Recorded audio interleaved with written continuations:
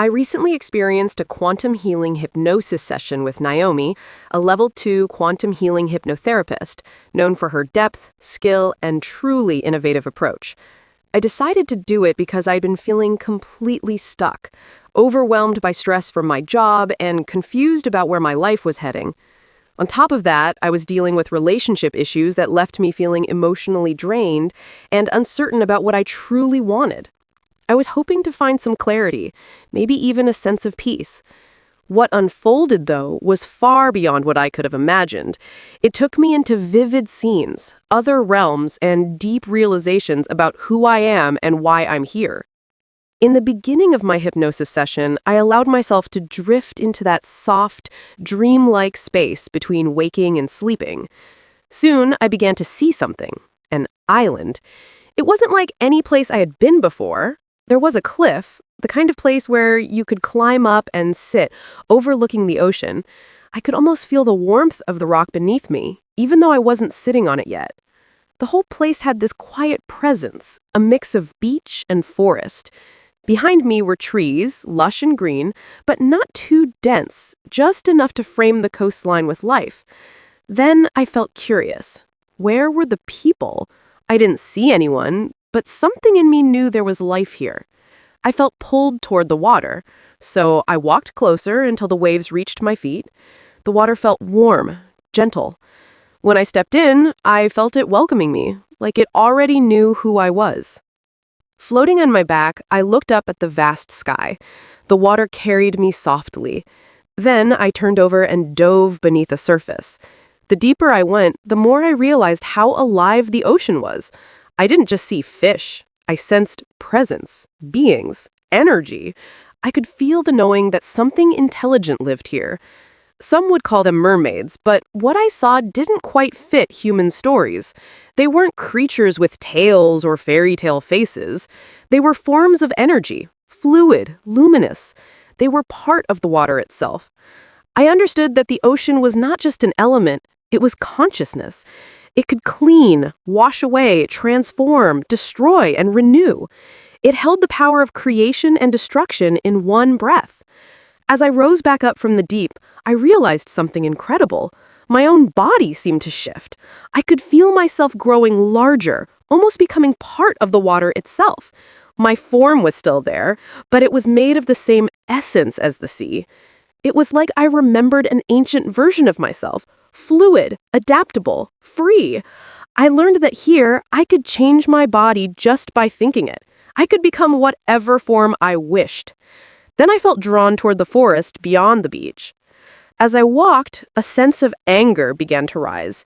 It wasn't random, it was deep and old. I felt anger at how people interfere with one another's paths, how they block each other's freedom. The feeling came like a storm building in my chest.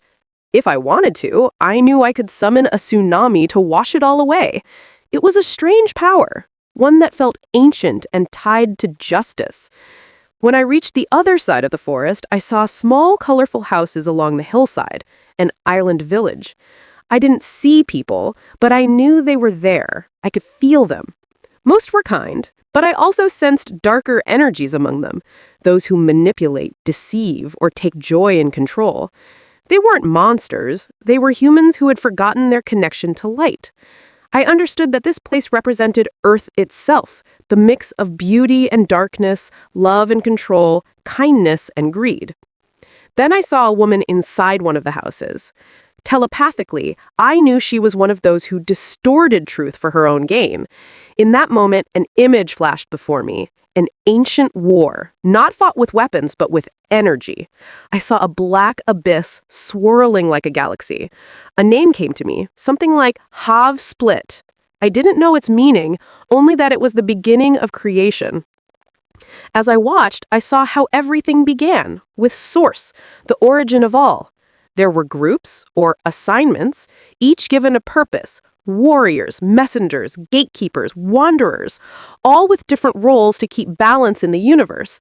I saw that I had once been one of them, a being called Za, or something close to that name.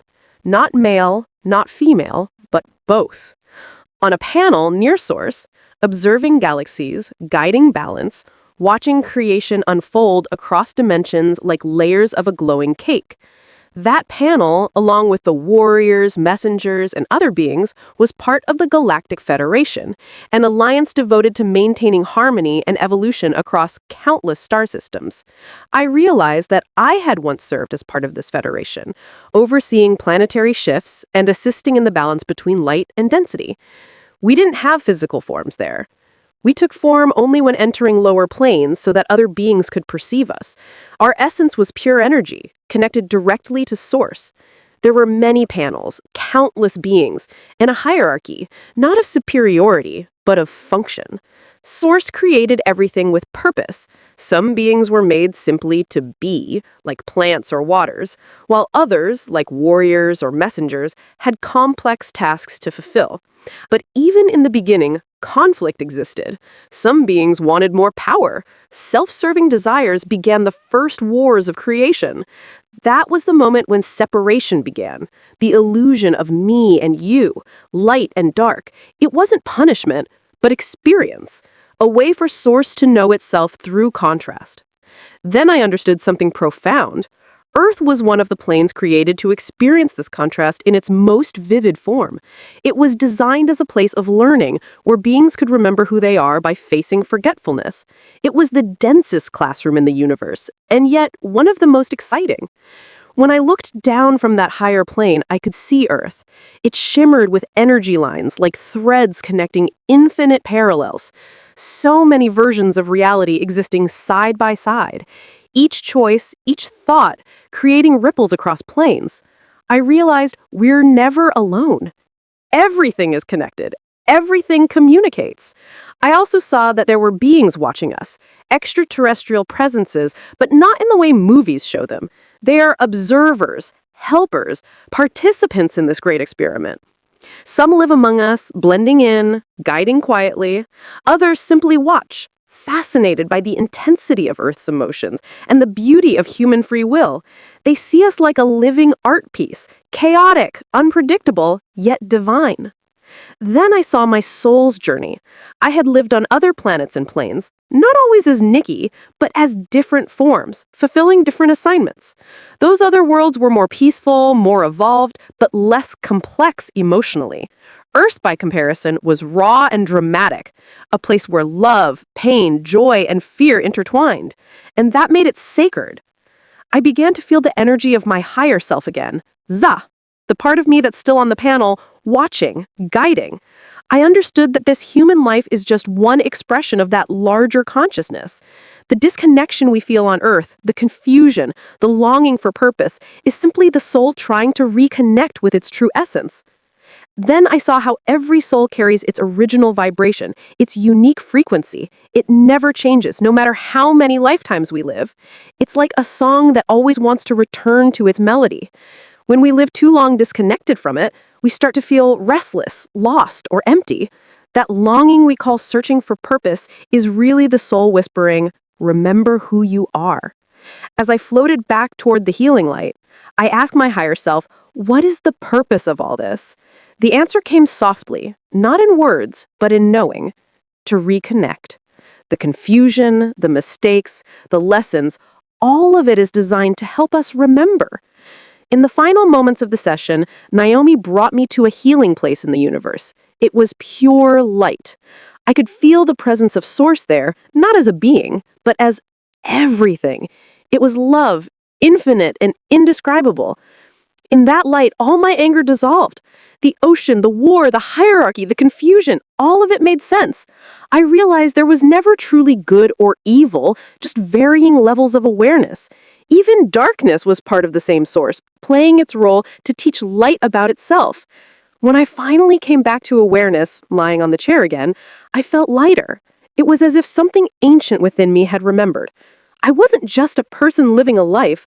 I was a consciousness with purpose, experiencing itself through form. Since then, I see everything differently. When people hurt each other, I see souls still learning. When challenges appear, I see assignments in disguise. When I feel disconnected, I remember that the yearning itself is the path home.